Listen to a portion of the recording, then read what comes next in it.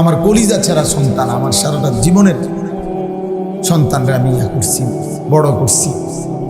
সন্তান কোনোভাবেই আমার কথা শোনে না, আপনি একটু নসিহত করেন।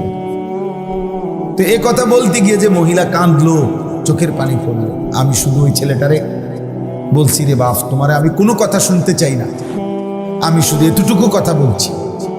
আমি বলছি ওই ছেলেরা, আমি বলছি, বাপ তোরে আমি বললাম আমার নাম মনে রাখিস, যে মায়ের চোখের পানি ফেললে এতগুলো, যদি আল্লাহর কসম যদি ফিরে না আসো, মার কথা মতো আল্লাহর নাফরমানি যদি না ছাড়ো, আমি বললাম তুই পথে পথে ভিক্ষা করবি।